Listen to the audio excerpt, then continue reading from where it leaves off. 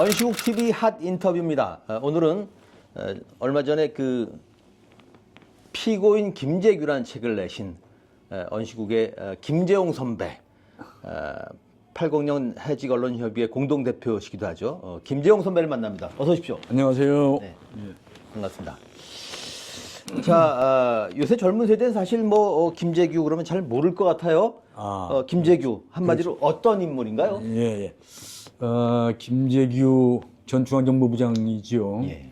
1979년 10월 26일 유신 1인 독재 체제의 문제점을 극명하게 말하면서 유신 체제의 중심 1인 독재자 대통령 박정희를 권총으로 쏜 사람입니다.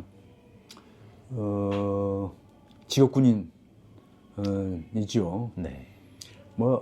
그렇게 위대한 인물이라고 지금까지 이렇게 선양하거나 그럴 대상은 아닐지 모르지만, 중요한 거는 역사적 대전환점을 만든 인물이면 틀림이 없지 않습니까? 사실은 김재규 장군, 육군 중장 출신이고요. 군단장도 했고요. 네. 는 박정희 정권 아래에서 많은 혜택을 받달까? 중요한 요즘 능력이 있으니까 또 박정희가 쓰지 않았겠습니까? 네. 그런 인물이었어요. 네. 예를 들면 박정희 정권 아래에서 보안사령관도 하고 네. 중앙정보부장도 한 유일한 사람입니다. 네. 박정희의 용인술 얘기를 많이 하지 않습니까? 네. 그러니까 용인술이라는 거는 쉽게 얘기하면 자기 부하들한테 서로 견제하게 만들어서 자신이 충성하게 만드는 거예요. 어느 특정 한 부하에게 권력을, 힘을 집중시켜주지 않습니다. 그러니까 보안사령관 매우 중요한 공작정치 정보기관이었고요. 중앙정보부 마찬가지고요. 그러니까 두 기관, 물론 중앙정보가 더 상위이고 세지만 보안사령관도 하고 중앙정보가 하기에는 만들어지지 않아요. 네. 권력이 모인다고 해서. 근데 유일하게 김재규 전 중정부장은 야정군 군단장, 중장으로서 해고 나서 그러고 나서 보안사령관, 그러고 나서 중앙정보 차장, 뒤에 건설부 장관, 그리고 이제 중정부장, 얼마나 중요한 요직을 맡겼습니까? 그런 혜택을 본 인물인데요. 전두환이 왜 나중에 보안사령관 하고 나서 11.2 후에 중정부장도 겸임을 했었죠? 그렇습니다. 네. 중정부장이라는 자리는 박정희 정권 유신체제, 전두환 체제에서도 매우 중요한 자리인 것이, 네. 그때는 시국 사건이 터지면 관계기관 대책회의, 네. 또 관계 장관들하고 중앙정부장, 대통령 또는 국무총리 모여서 이제 대책회의를 하는데, 그때 중정부장이 주도하는 거예요. 네. 그래서 매우 권력 이렇게 여쭤보겠습니다. 김재규에 대해서는 일부에서는 의인이라는 얘기도 하고, 그런가 하면 방금 말씀하셨듯이 이 독재자 박정희의 이제 신복이었으나 결국 박정희를 살해한 박정희 살해범이기도 한데, 어찌 보면은 그렇게 일도양단 그렇게 말하기 어렵겠습니다만은 김재규의 의인성, 김재규의 범죄자성 이렇게 조금 구분해서 비율을 한번 논하신다면은 어느 쪽에 더 비중을 두십니까? 저는 11.26 거사라는 표현을 씁니다. 김재규 본인은 혁명이라는 말을 계속 썼어요. 법정에서도.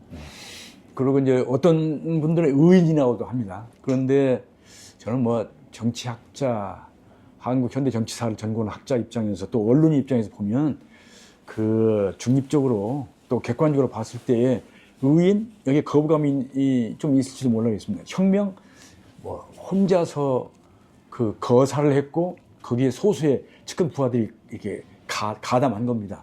그럼 저는 거사라는 표현이 괜찮겠다고 생각해 거사라는 표현을 쓰고요. 다른 하나, 범죄인이냐. 물론 대통령 박정희, 나쁜 짓도 했고, 독재자이고, 해서 권총으로 쐈는데, 살인한 건 사실이지요. 그래서 수사받았고. 근데 그 살인죄가 내란 목적 살인이냐? 정권 찬탈하기 위한 내란 목적이냐?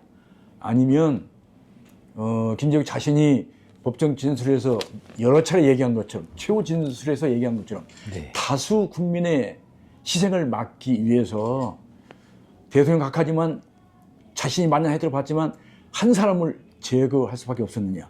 일종의 이건 정당방위론 아니겠습니까? 정당방위론을 주장했어요. 어떻게 보면. 그래서 뭐 이번에 그 김재규 재심이 접수돼서 지금 진행 중입니다. 네. 기각할 것이냐, 법원에서 재판을 할 것이냐, 역사재판이죠. 그 재심이 매우 중요한 역사적인 의미가 있다고 생각합니다. 네. 그런데 그 책 제목을 그 김재규 앞에 여러 수식어를 얹을 수 있는데, 선배는 이제 그 피고인 김재규라고 하셨습니다. 이렇게 브랜딩 하셨을 때는 어떤 의미가 있는 건가요? 예, 피고인 김재규는 한 몇 가지 의미가 있죠. 하나는 아까 말씀드린 것처럼 11.6 거사를 해서 계엄령, 비상계엄령 아래에서 군사 재판을 받고 아주 그냥 졸속 재판이었달까? 또는 쪽지 재판이었습니다. 거기서 사형 선고받고, 그리고 광주에서 유신 체제 철폐하라, 민주 헌정을 회복하라 하는 광주 민중 항쟁이 진행 중인 1980년 5월 24일 아주 급조한 재판 결과로 처형, 사형 선고 당한 분이었고, 그 피고인이고요. 또 두 번째 중요한 거는 그때 당시에 그 내란 집단 아니겠습니까? 전두환 하나회 군벌 집단이 그 계엄사 군사 재판까지도 쪽지 재판이라는 말이 뭐겠습니까? 군사법정 옆에 밀실이 있어가지고 보안사 합수부 요원들이 앉아서 그 엿듣고 있다가 그 재판이 자신들이 의도하는 방향으로 안 가면 쪽지를 보내는 겁니다. 지금 그 무슨 소리 하는 거냐? 이렇게 해라. 그 쪽지 재판이에요. 몇 차례. 그때 변호인들이 다 보고 뭐 이름을 붙인 게 쪽지 재판입니다. 제가 붙인 게 아니에요. 그런 재판의 결과로 그 사형 선고를 받았고, 그 피고인 그 신분으로 뭐 처형 당한 것인데요. 저는 사형 선고보다는 처형이라는 말이 맞지 않나 생각이 되고요. 엉터리 재판에 피고인 신분이 지금까지 남아 있는 것입니다. 명예 회복이 안 됐다는 말씀이죠. 그 세 번째는 아까 말씀드린 것처럼 재심 재판이 진행돼서 그 피고인 김재규가 정말 내란 목적 살인이었느냐, 아니면 다수 국민의 희생을 막기 위해서 그 대통령 박정희 한 사람을 희생시킬 수밖에 없었던 그런 정당 방위냐 하는 걸 가려줘야 할 거예요. 그런 피고인, 이번 재심 재판의 역사 재판의 피고인이기도 한 것이죠. 그러네요. 다시 한번 피고인의 신분을 이제 그런 셈이네요. 그걸 이제 이렇게 내세운 겁니다. 그 연장선에서 김재규가 대통령 박정희를 살해한 11.6 성격을 나름대로는 어떻게 규정하십니까? 11.6 거사는 우선 원인이 한 서너 가지가 있어요. 제일 중요한 원인을 말할 것도 없이 전국적인 민심 이반을 중앙정보부가 제일 잘 알죠. 그때 중앙정보부 정치 공작기관입니다. 공식적으로 정치 공작기관. 전국적으로 유신 독재에 대한 민심 이반이 있었다. 다만 너무 무서우니까 한거가 표출되지 않았을 뿐이다 하는 걸 제일 잘 아는 게 중정부장 김재규였어요. 그 단적인 예가 부산 마산 시민 항쟁이 있지 않습니까? 10월 16일 폭발했어요. 12.6가 터진 날, 그날도 부산 마산 얘기가 많이 나왔죠. 거기에 대해서 박정희가 이제 질책하는 거죠. 김영삼 그때 시민당 총재 구속하랬더니 뭐 그렇게밖에 못하느냐. 그리고 또 하나 뭐 그 얘기 나오니까 이제 차지철 경호실장 11.6 이른바 그 숫자 대행사였습니다. 그 자리에 뭐 대통령 박정희, 중정부장 김재규, 청와대 비서실장 김계원, 청와대 경호실장 차지철, 권력 측근들이 다 있었죠. 그 자리에서 차지철 당시 경호실장 뭐라고 그러는, 캄보디아에서는 300만을 주겠는데 우리도 한 100만, 200만 정도 탱크로 싹 쓸어버리면 문제 없습니다. 이렇게 얘기하죠. 그 자리에서 그 박정희 이어서 한 얘기는, 만약 부산 마산 시민 시위 사태와 같은 게 서울에서 벌어지면 대통령이 내가 직접 발포 명령을 내리겠다. 대통령이 내가 발포 명령을 내리는데 누가 맡겠느냐. 이렇게 발언하는 걸 보고 김재규 밖으로 나가서 오전에 술자리 행사 그 통보를 받고 준비해놓은 권총 3번에 얹은 권총을 집어넣고 들어오는 것이죠. 그러면 우발적인 건 아니고 미리 오랫동안 고민하고 그 생각했다가 그날 아침에 11월 날 아침에 술자리 준비해라 하는데 듣고 오늘 거기서 해야 되겠다고 건축 준비한 겁니다. 네, 그러니까 아까 얘기한 그 11.6의 또 하나 중요한 오인 중에 하나는 박정희의 사생활 문제입니다. 네. 너무 도덕적으로 문란한 사생활, 술과 여자, 그렇죠. 네. 그 중앙정부의 의전과장이 대통령의 최홍사, 그랬죠. 예. 박전호 예벽 해병대 대령, 아니 그 전담 아니겠습니까? 박선호죠? 네. 박선호 대령, 예벽 대령. 네. 법정 진술에서 여러 차례 얘기하지만 네. 사흘 걸러 한 번씩 술자리 행사가 있었다. 소행사, 대행사. 소행사는 박정희 혼자 그 자리에 꼭 일부 여자 둘 불러놓고 술 마시고, 대행사는 아까 얘기한 그 뭐 5-6명의 측근 권력자들 다 함께 소한 대행사. 이거를 사흘 걸러 한 번씩 했다. 그걸 준비하는데 도저히 이건 감당할 수가 없고, 박선호 의전과장 뭐라고 하냐면 자식을 키우는 아버지로서 도저히 할 일이 아니어서 사표를 한 2-3번 냈는데, 그때마다 김재규 중정부장이 박선호의 그 고등학교 은사입니다. 네. 그 대구에 있는 어떤 백원고등학교 체육 선생이었어요. 네. 그때 학생이었어. 근데 자네가 없으면 이 일을 누가 어떻게 하겠느냐 하고 계속 강권해서 네. 뭐 처리했다. 그 얘기를 하지요. 뭐 그런 정도의 그 술과 여자 주색에 빠진 상태였고요. 그래서 그 중정부장 김재규가 판단하기에 야, 이거는 판단력 마비라고 보는 것입니다. 그러니까 아까 말씀하신 대로 박정희나 차지철처럼 유혈 진압에 대해서는 분명히 입장을 달리했다. 아니 그러니까 아까 얘기한 것처럼 정말 이거는 네. 다수 국민을 희생시키는구나 하고 나가서 권총을 가져온 것인데요. 네. 그 전에 김재규가 그 존경하는 인물이랄까? 한 번씩 언급했던 사람은요.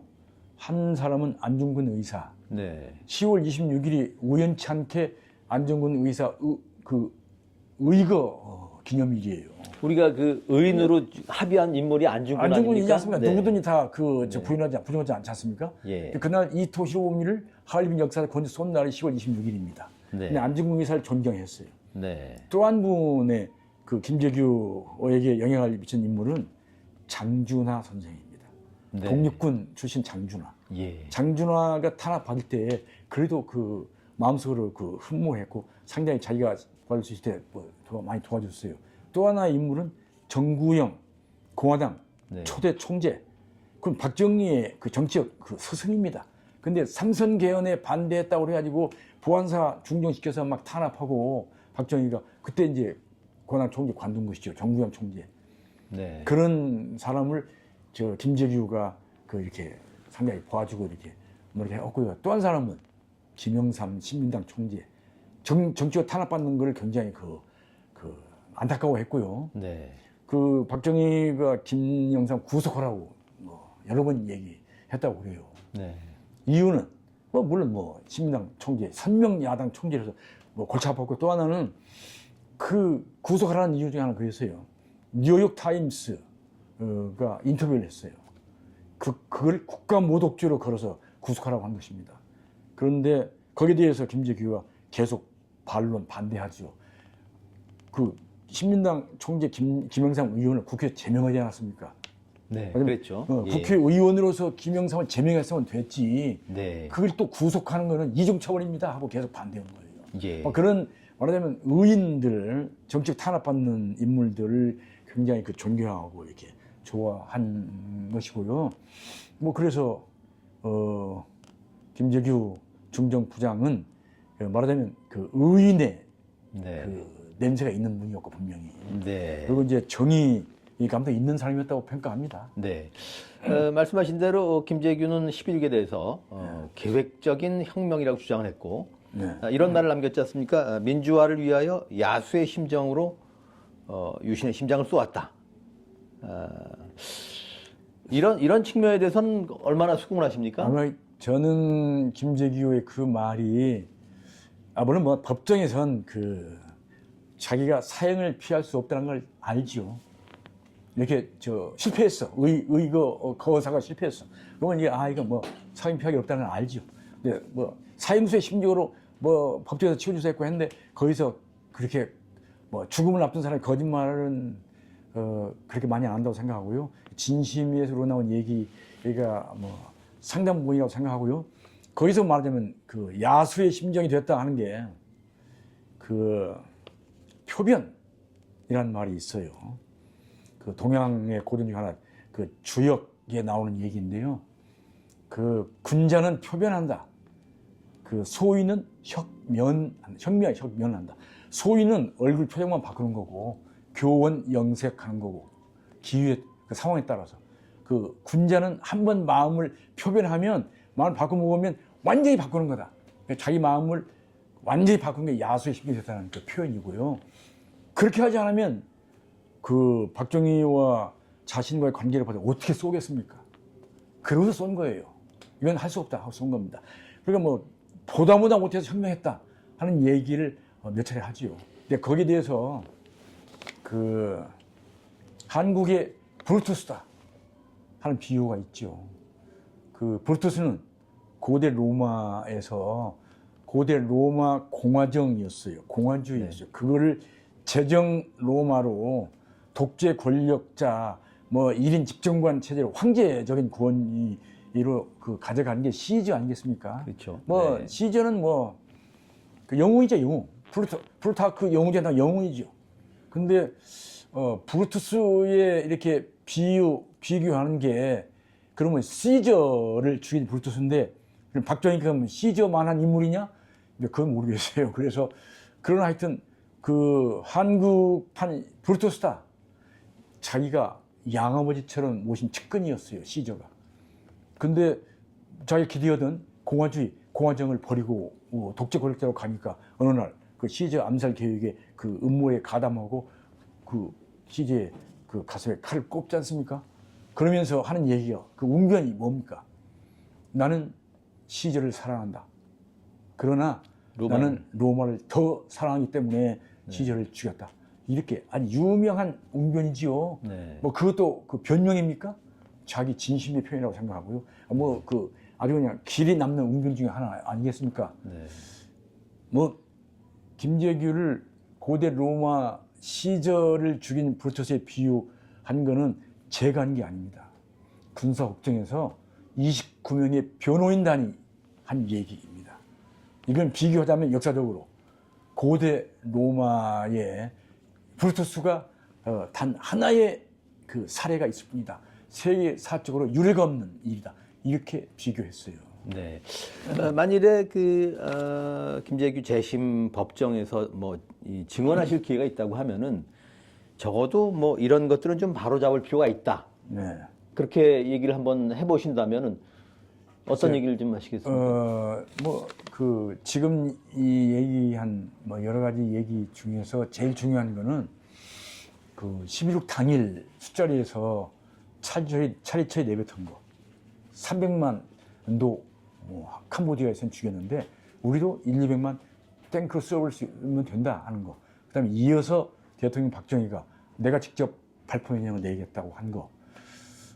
그걸 듣고 김재규가 이제 이건 안 되겠다고 결심. 오랫동안 고민해온 거.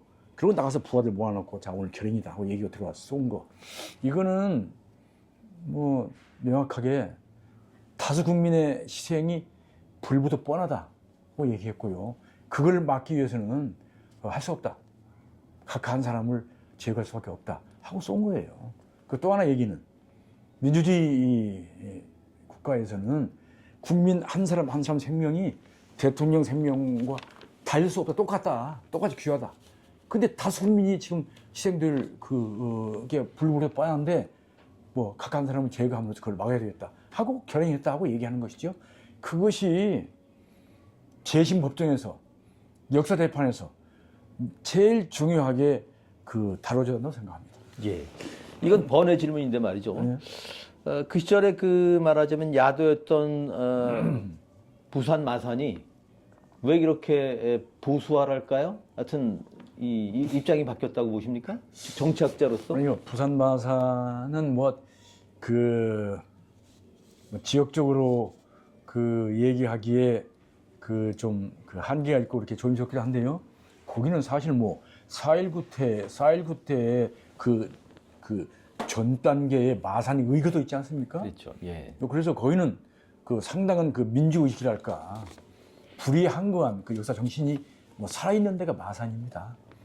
뭐 거기에 준해서 부산도 뭐 부마 시민 항쟁을 10월 16일 날 그 벌였다고 생각이 되고요. 다만 그 당시에는 부산 마산 시민 그 시위 항쟁의 진압군으로 계엄군으로 파견된 게 그 특전사 예하, 1공수 박희도 여단장, 3공수 추세창 여단장, 장기호 5공수 여단장 똑같은 부대가 7개월 뒤에 5월 광주에 17일, 18일 광주 민중항쟁 현장에 파견됩니다. 거기에 플러스 야전군 24단이 오는 거죠. 박준병 사단장, 하나회, 전부 다 하나회이죠. 1공수 여단장 박희도 육사 12기, 3공수 여단장 최대창 13기, 5공수 여단장 장기호 육사 15기, 24단장 박준병 육사 12기 다 하나위의 중심 인물들.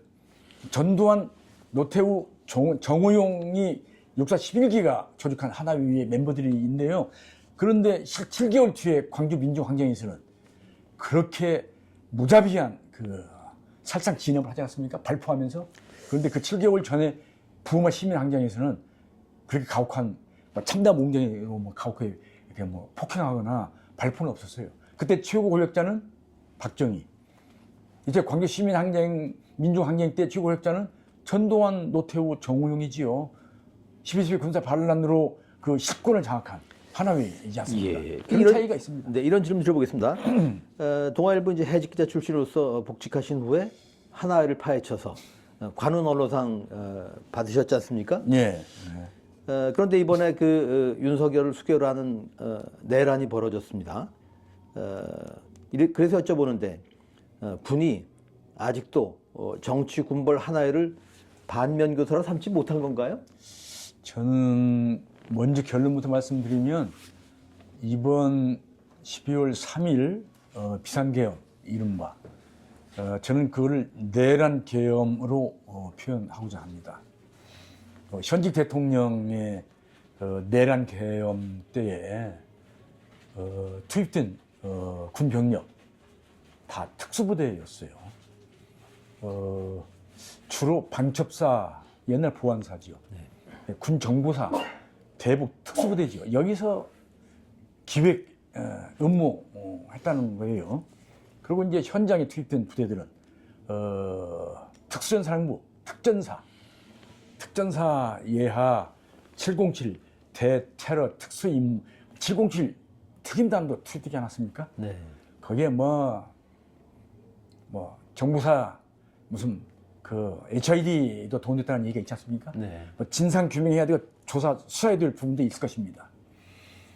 그 특수부대 장병들이 그 윗선의 명령대로 아주 그대로 그 작전 명령을 이행했으면 굉장히 어려웠을 수도 있어요. 물론 그 국회의장, 우원식 의장, 국회가 봉쇄되니까 아마 담 넘어 들어가서 그 의장석에 앉아서 다 모이십시오 하고 한 거 굉장히 잘한 거고요. 네. 그 의원들 다수, 민주당이 다수 의석이지만 야 6당 다 이렇게 해서 한 게 잘했고요. 네. 그 국힘당만 들어가지 않고 밖에 따로 의견 조회하지 않았습니까? 네. 그것 때문에 그 당시 원내대표가 지금 수사를 받아야 할지도 모르겠어요. 지금 조사 받고 있지 않습니까? 예. 잘했지만 그럼에도 불구하고 정말 그 특수부대들이 지시 명령이 내려온 대로 했으면 어려울 수도 있었어요. 그러니까 소극적, 미온적으로. 저는 그때 특수부대 장병들이 네. 그 위에서 내려온 그 내란 명령 지시에 사보타지 한 측면이 매우 중요하다고 생각합니다. 네. 왜 사보타지 했겠어요? 그 내란 사태가 터지니까 국회에 도착해서 예, 알았다는 거 아니겠습니까? 네. 707 특임단장 김태현 대령, 네. 특전사 기자회견도 했죠. 예, 네. 뭐 전쟁 장관 앞에서 상징적으로 직업군인으로서 기자회견했죠. 네. 국회의 긴급 현안 질의에 불면 나와서 거기서 또 답변을 했죠. 울면서 답변을 하는 거 보고 정말 네. 인상적이었고요. 국회 도착해서야 그 우리가 임무가 이게 뭐지 알았고요. 그러면서 내가 이게 지금 뭐 하는 거지? 해달라는 거고요. 그러면서 한 얘기 뭡니까? 김용현 국방장관에게 707 특임단이 이용당했다 하고 울먹이지 않았습니까? 네. 그러니까 그게 바로 저는 5.18 광주민중 항쟁과 그거를 살짝 진압한 하나의 내란의 역사적 교훈의 그 반면 교사가 이번에 영향을 주었다고 생각합니다. 네. 그 매우 중요한 대목이라고 생각합니다. 네. 그러니까 군은 달라졌지만 한 줌의 정치 군인들이 벌린 일이었고. 바로 그 점입니다. 네. 내란을 그 기획하고 명령 지시했던 있지 않습니까? 네. 뭐 박첩사, 정부사의 사령관들, 특전사들 사령관, 또 뭐 수방사 사령관, 네. 뭐 이런 그 지금 고발된 내란 혐의자로 고발된 피의자들 있지 않습니까? 이런 그 뭐 고위 장성들, 소장, 중장들 이 사람들이 이제 조사받고 진상 규명을 그 받아야 되고요. 네. 그 현장에 행동으로 옮겨야 될 장병들은 네. 뭐 대령 이하, 뭐 여단장급도 있어요. 이 장병들 그 나가면서인가 그 막 그 시민들이 몰려와가지고 네. 그 영상을 보니 제가 야 정말 여성 시민 중년 여성의원을 내 아들도 군대가 있는데 이게 무슨 짓이냐고 손각질하고 막 그러니까 그때 특수부대 장병 뭐 한 두세 명 이게 뭐 다 뒤집어서 얼굴은 안 보이지만 죄송합니다 하고 이게 나가지 않았습니까? TV 영상을 보고 야 이거는 정말 5.18의 역사적 교훈이라고 봤어요. 아니 지금 저 용산 관저에서 버티는 뭐 경호처 무슨 뭐 직원이랄까 혹은 거기 그 경호처의 지휘를 받는 병력 이 사람들은 지금 같은 입장 아닙니까? 그러니까 저는 이번에 그 경호처에 배속된 그 수방사 예하 55 경비단 네. 전에부터 있었어요. 외곽 경비는 30경비단, 3당 경비단, 3경비단 경복궁인 3경비단이 옛날 그 12시 군사 반란의 그 할거처 그 음모 이었지 않습니까? 중심지였지 않습니까? 근데 경호처의 최측근, 최근접 그 경호부대가 55 경비단이지요.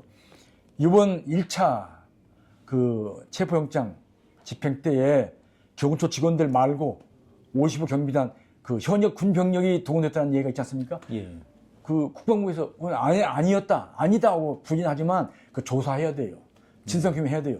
그거는 정말 국민의 군대이고 그 정치적으로 철저하게 중립을 지켜야 될 그 군 장병이 국민의 군대가 이거는 정치적 의미가 매우 강한 그리고 이미 합법적으로 체포영장이 발부됐다는 게 그 입증되지 않습니까?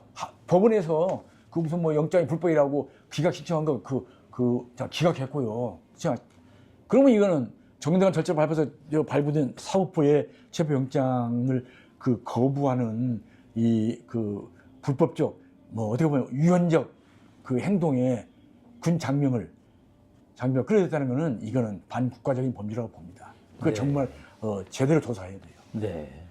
더욱이 그 내란 수계가 내란이 그 실패했는데도 불구하고 그러니까요. 지금 뭐 거의 뭐 그 관저에 그 숨어서 네.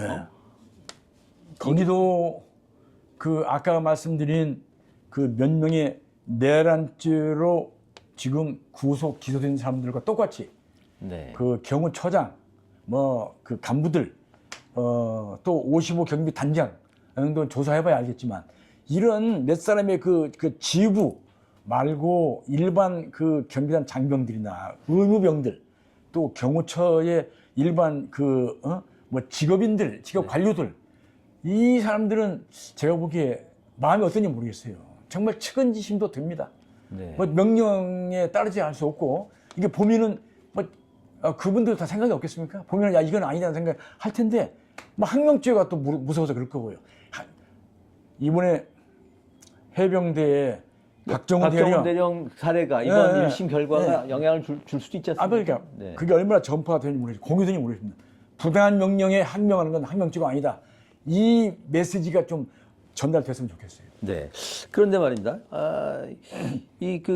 그동안의 전개 그 과정을 보면은 내란 수계 윤석열은 전두환보다 박정희를 모델링 한 것 같은 생각이 듭니다. 뭐 부정선거로 말하자면 이제 그 조작을 하고 결국은 국회를 해산한 후에 국회를 재구성함으로써 입법권까지 장악하려고 한 거 아닙니까? 그거는 전두환은 그 생각 못했던 일 같아서. 네. 어떻게 보십니까? 저는 그 결론적으로 먼저 말씀드리면 박정희와 전두환의 종합판이라고 생각합니다. 네. 하나는 그 박정희는 유신 선포하는 날, 1972년 10월 17일은 국회 국정감사 중이었습니다. 그날 밤에 국정감사하고 귀가하는 야당 의원들, 신민당 의원들 20여 명을 불법 납치에다가 중앙정보부, 보안사, 헌병대 분산 감금해놓고 그냥 두들겨 패고 공은 폭행한 것입니다. 그러니까 그게 친위 쿠데타의 원조 아닙니까? 원조죠, 원조. 네. 나중에 13명의 그 당시 야당 의원들이 합동 기자회견, 1975년 2월 28일 합동 기자회견을 합니다. 유신시대 때 언론 자유가 없으니까 별로 보도되지 못했어요. 기록이 조금 남아있는 걸 제가 취재해서 썼습니다만 그렇게 이번에도 국회에서 12.3 내란 계엄 때도 다 국회에서 끌어내라 하지 않았습니까? 끌어내다가 어떻게 했겠습니까? 만약에 국회에서 그 해제 그 결의안, 의결을 못했으면 상상을 해보면요. 끌어낸 국회의원들 어떻게 했겠습니까? 어디다 집단 수용 감금하지 않았을까? 상상해보세요. 네. 그거는 박정희의 유신 선포 뒤에 야당 의원들 갖다 감금 그 폭행 고문한 거 그것이 연상되고 그거를 벤치마킹 했을 수 있다고 생각이 되고요. 두 번째 전두환은 5.17 내란은 5.17 그 밤에 그 밤 10시에 전군 주요지휘관 회의를 엽니다. 거기서 이른바 시국대책안이라는 걸 만들죠. 거기 참석한 주요 장관들 다 사인 받아가지고 그걸 가지고 그 당시 국무총리 신현화, 당시 대통령 권한대행 최규화 앞으로 가지고 가죠. 그 무장 군인들이 도열한 가운데에 대통령 권한대행 최규화 사인하는 것이죠. 그래 놓고서 5.17 그 자정 전후에서 그 전국적으로 2,600여 명을 다 예비검소, 그 중에 400여 명에 대해서 구속 기소, 그 중에 30몇 명은 집단 감금, 그 30몇 명의 집단 감금한 대상자 누군지 다 아실 것입니다. 김대중, 문익환, 뭐 야당 의원이지만 김상현, 또 전남대 복학생 뭐 정동영, 뭐 이영희, 뭐 언론인들, 뭐 종교인들, 함세용 신부님 이런 분들은 다 집단 감금했어요. 예. 이것이 바로 이번에 그 12월 3일 그 비상기금 내란 계엄 때에 그 뭐라고 그랬습니까? 이번에 반국가 세력 싹 다 잡아들여라. 반국가 세력. 국회의원을 끌어내라 하는 거 말고 반국가 세력 다 끌어내라. 그 반국가 세력은 전두환 5.17 내란 때 얘기한 국가기강문란자입니다. 예비검소 대상자는. 국가기강문란자. 막 김대중, 문익환, 뭐 함세용 신부님, 무슨 김상현 의원, 또 뭐 야당 의원들 누구누구 이런 게 다 국가기강문란자. 네. 정동연, 뭐 이렇게 뭐 전남 학생운동권 뭐 복학생 네. 다 그렇죠. 이거는 전두환의 그 국가기강문란자와 예. 이번에 그 뭐 일반 비상계엄 선포 때의 반국가 세력과 똑같은 개념이죠. 제약 민주. 더욱이 발표하고는 조금 성격이 다르다 볼 수 있겠습니다만 총기 사용을 지시했지 않습니까? 이번에 네. 뭐 식탄 뭐 안 했다고 처음에 거짓말했나요? 네. 그러니까 뭐 식탄 5만 발을 준비했다는 것도 드러나지 않았습니까? 네. 문도 총을 쏴서 하여튼 그러니까 관건 장치를 해체하라는 얘기를 했지 않습니까? 이번에 그러니까 군병력 예. 동원 1,500명 네. 그리고 뭐 실탄 5만 발 준비했다는 게 다 기소 예. 검찰 공소장에 드러난 거 아니겠습니까? 자, 조금 멀리 갔는데 김재규에 대해서 하나만 더 여쭤보겠습니다. 김재규가 1심 최후 변론에서 밝힌 11억의 목적을 보면 말이죠. 이런 얘기를 했어요. 우리나라를 적화로부터 방지하겠다는 것이 들어있는데 예. 이건 무슨 뜻인가요? 적화 방지라는 김재규 말도 진심이라고 생각이 됩니다. 김재규는 뭐 그 당시에 그 권력자들 중에서 아마 뭐 최고 수준의 국가 안보주의자였어요. 왜? 보안사령관 했고 중앙정보부장 했으면 최고 안보 전문가이고 안보 우선주의자라고 할 수 있습니다. 그런데 박정희가 그 내뱉은 말 중에 하나, 그 중정부장 김재규가 그 유신 체제를 완화하지 않으면, 민주헌정으로 복원하지 않으면 주한미군 철수할 수밖에 없다고 미국서 통보가 왔다. 그래 그때 박정희가 뭐라고 그래? 그래? 미국 놈들 갈 테면 가라고 그래. 그랬다는 거죠. 그 얘기를 듣고 저 김재규는 아이고, 그 한미동맹, 미국이 한국에서 나가면 6.25 재판이 된다. 그리고 한국은 태평양상에 떠 있는 일녀편주 신세다. 그러니까 바람 앞에 등불 처지에 불과하다. 그냥 그대로 적화될 수밖에 없다. 그걸 그 최고 걱정한 거예요. 그래 이거는 안 된다 하고 판단하고 거사를 한 거라고 봅니다. 그러니까 바로 그 여러 가지 의미가 있지만 적화 방지라는 말은 요번에 12.3 뭐 비상기념 때 얘기한 종북 뭐 좌파 반국회 세력하고는 다른 의미에, 그때는 1972년도는요 중국, 소련, 러시아와 수교도 하기 전이죠. 네. 지금은 그때는 북한하고 남북 대화도 별로 원활하지 않을 때죠. 지금은 뭐 남북 대화도 원활하다가 지금 약간의 그 막히고 그런 상태인데, 지금은 중국 공산당이 그 통치하고 있는 중국과 원활하게 경제 교류 협력하지 않습니까? 러시아하고도, 러시아는 뭐 지금은 공산당은 아니지만 하지 않습니까? 그런 상황에서 무슨 시대착오적이죠. 뭐 종북 좌파? 네. 정말 그 1970년대에 사고를 가지고 지금 50년 이상 전에 사고, 그다의 공안 세력, 그때 정치 공작기관에서 한 걸 가지고 지금 그 이른바 통치를 하려고 그러는 것이죠. 네. 이게 참 이걸 어떻게 해결해야 될지 네. 정말 참 한심스럽습니다. 그래서 여쭤보는데 예. 윤석열의 난 교훈이 무엇이고 그리고 아직 그때 이르지만은 이거 어떻게 청산해야 합니까? 과제가 뭡니까? 바로 윤석열의 난이라고 말씀하시는데 언론이 매우 중요하다고 생각하고요. 왜? 언론이 역할을 해야 중고등학교, 대학 학생들한테는 학교 교육입니다. 대학생도 뭐 교육은 아니야. 대학생한테 공유하고 이렇게 서로 상호 비판이 가능하고요. 하는데 성인이 되면 정치인들한테는 언론이 해야 되지 않겠습니까? 언론이 바로 서야 나라가 바로 선다. 근데 윤석열 내란 피의자지요. 내란 피의자. 그 원인이 뭐냐? 극우 유튜브에 심취되어 있다는 거 아니에요?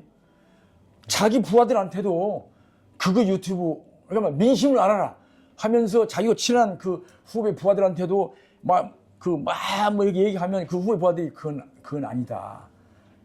우리 정말 정치해야 되는데 제대로 된 언론 보인다 하면은 막 짜증내고 막 신경내고 그랬다는 거 아니겠습니까? 이 그 상황의 제일 큰 그 문제는 극우 유튜브를 어떻게 척결한다는 말이 맞을지 모르겠지만 그것도 언론 영역에 들어가 있어요.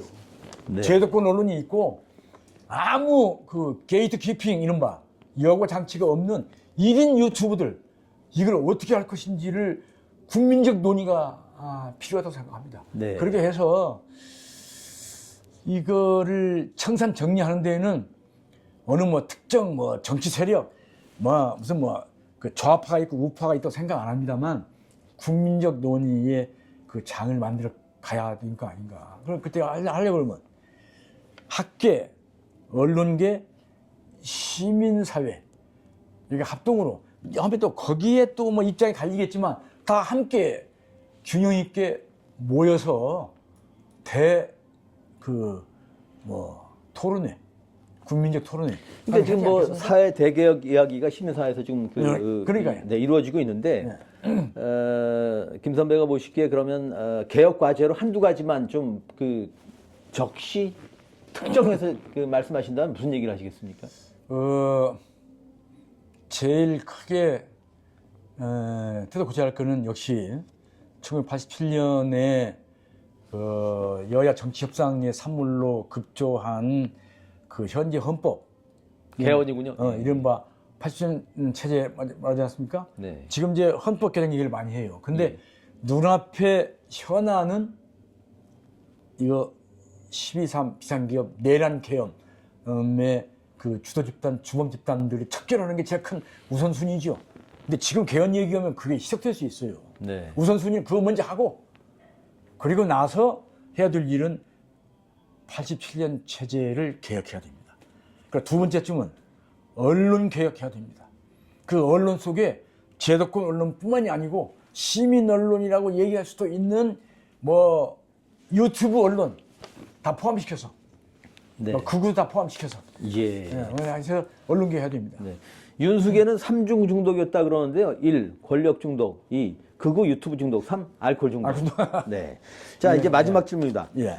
하여튼 오랫동안 언론에 종사하셨고 여전히 그 신문 칼럼을 쓰시는 현역이신데 후배 언론인들에게 어떤 조언, 어떤 경계, 우리가 이제 며칠 전에 뭐 조선일보는 언론계 탄핵 대상이란 그런 이 성명도 냈습니다만은 어떤 경계를 하시겠습니까? 저는 지금 말씀하신 것처럼 김재홍 칼럼을 오랫동안 써온 현역 언론인이기도 합니다. 간단히 말씀드리면 요번 비상계엄, 내란계엄 사태를 보면서 언론의 문제점은 인용 보도, 코어트 한다고 해서 책임이 면탈되는 거 아니에요. 어떻게 내란 피의자로 구속 기소된 그와 연장선상에 있는 아직 체포되지 않았다고 해서 이런 사람들의 말을 여과 없이 그대로 인용 보도를 합니까? 체포영장 이게 불법 체포영장이다 하고 말을 그대로 인용해서 보도하니까 일반 국민들 이른바 중도 이게 무슨 소린가? 이것도 뭐 일리가 있는 소린가?